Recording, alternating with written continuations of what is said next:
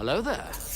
Hey guys, Josh Lloyd here for the What to Watch for Wednesday's games in the NBA. Don't forget, while you are watching this, subscribe, hit the bell, the notification bell, and give it a thumbs up as well. Leave a comment down below. All right, let's talk about these games. The first one we want to look at on an 11-game Wednesday, the Rockets and the Pacers. How much is DeMarcus Cousins going to play? Struggled in the first couple and then got ejected after about 3 minutes, so we haven't really seen what his playing time looks like as he works back to full conditioning. It's going to be really interesting to see what that means for Christian Wood and for Cousins and for Jayshawn Tate and for PJ Tucker. Very intrigued with that. Also want to check on Eric Gordon's usage, which is sky high at the moment. Can he keep that level up even with Harden, Wall, and Cousins around?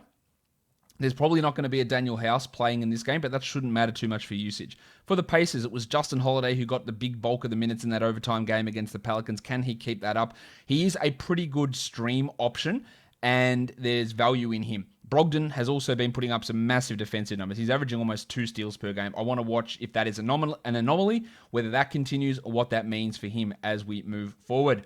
The next one is the Cavs and the Magic. This was a blowout just 2 days ago, and Chetty Osman was the big beneficiary. Of course, there's no Dante Exum, there's no Darius Garland. We might get the return of Isaac Okoro. I don't know if they throw him straight back into starting. I imagine they will. But can Osman replicate what he did against the Magic last time out? I also want to check on this guard rotation. Damian Dotson is probably going to get another start with Exum and Garland both out. He was pretty good. Can he be an option to look at? For the Magic, it looks like James Ennis is going to return. He's listed as probable. Michael Carter-Williams is out. Does Ennis move straight into starting? What does that mean for Dwayne Bacon? Let's see how that all works. Well, Aaron Gordon looked pretty good in this matchup 2 days ago. Has he turned the corner? Is he fully out of his minutes restriction and able to play at the best of his abilities? The Wizards and the Sixers, Denny Avdia saw his minutes cut almost in half. 16 minutes last game. What does that mean for him moving forward? Will he play as little as he did? Will he assume that Isaac Bonga role from last year? Let's wait on that one. Or Davis Bertans saw his minutes jump back up. I imagine that his minutes restriction must be over if he played as much as he did in that last game. So that's one for us to watch. For the Sixers, Tobias Harris, the thick hogsman. I think I am a TH?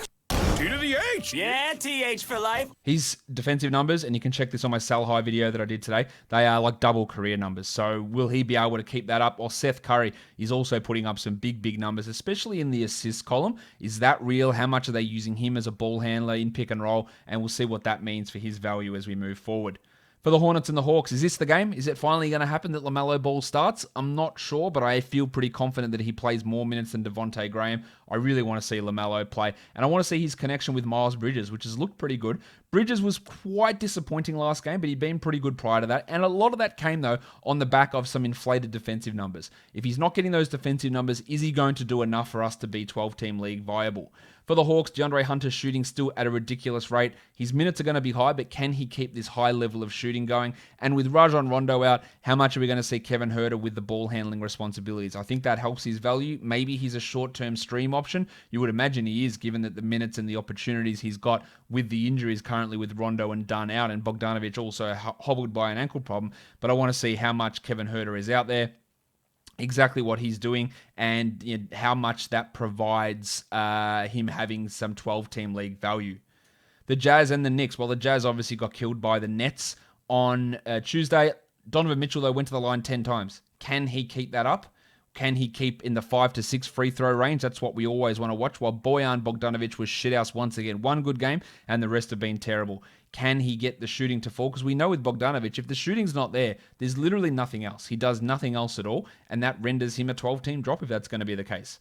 Let's see RJ Barrett. Is he going to play 40-plus again?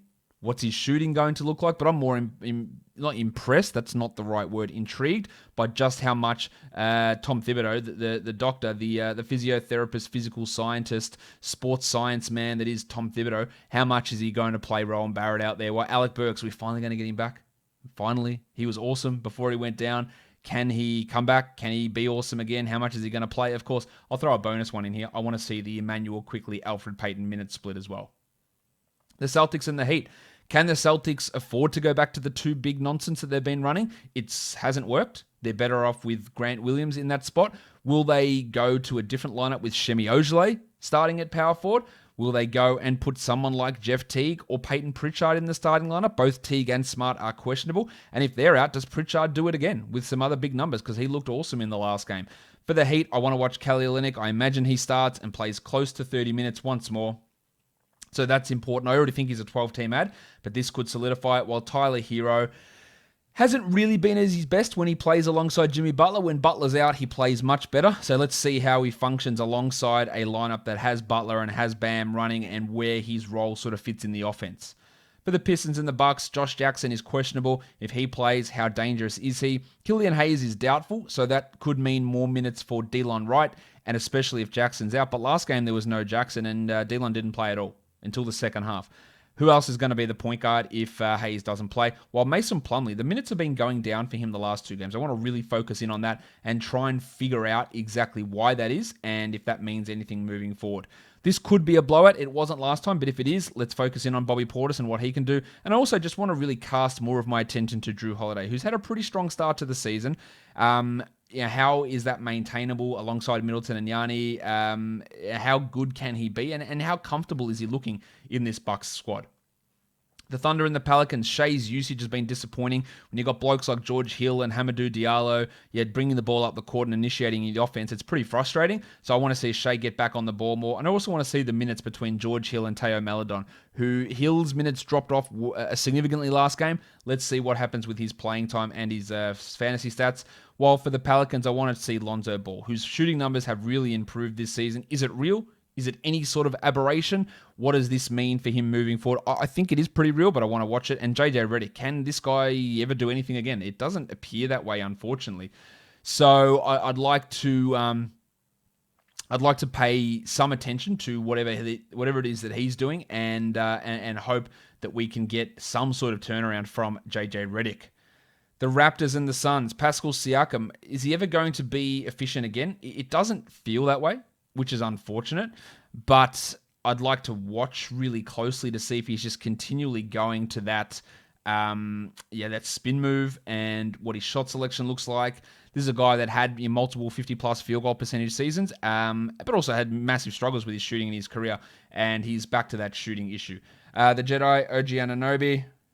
But what about scarves? OG. Balenciaga Stop, ones. OG. You better stop, OG. The offense is struggling for him at the moment. I want to watch what he looks like offensively. How passive is he? How many shot attempts is he getting? He's definitely not a drop, but I want to watch it. And DeAndre Ayton for the Suns. I want to watch his aggression and his free throw attempt rate.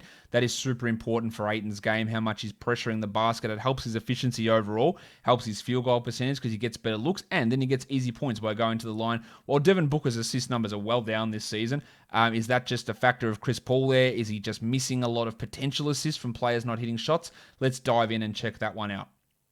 The Bulls and the Kings, we always want to check on Wendell Carter Jr., how he's looking, but I also want to pay some attention to Patrick Williams. How aggressive is he being defensively? Because he's looked pretty aggressive most of the times that I've seen him this year on the defensive end. But what about offensively? Sometimes he's been too aggressive and taking shots that he really is in no position or has no business taking. So let's see how he calibrates himself with the rest of the offense. While for the Kings, we might be getting Tyrese Halliburton back.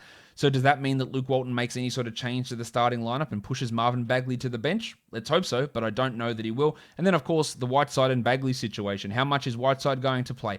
How much is Bagley going to play? Who is the preferred backup center? How is that front court rotation going to go? There are a lot of question marks for this Kings team because of the volatile personalities and the shithouse nature of the coaching, and that is leading to a lot of problems. The Clippers and the Warriors, Paul George, his ankle was not good enough for him to play on Tuesday. Let's see if he plays in this one because he has been on fire. I imagine that he will. While I also expect that Kawhi Leonard on the second game of a back-to-back will rest. So we assume Kawhi won't play in this game. That will mean that we get Nick Batum again and Luke Kennard in the starting lineup. I highly doubt Marcus Morris is going to be ready to go. We also want to check on James Wiseman, his minutes, whether he gets into foul trouble, whether the fouls are actually a problem with his minutes, whether it's an on-court thing, how he looks when he's matched up against the starters as well. And I also want to see Eric Pascal, the triangle, who has been playing a lot more backup center, which is not great news for James Wiseman. If Green, Pascal, and Kevon Looney are playing at backup center, that limits what Wiseman's upside is. So let's see how much time Pascal gets as that backup center.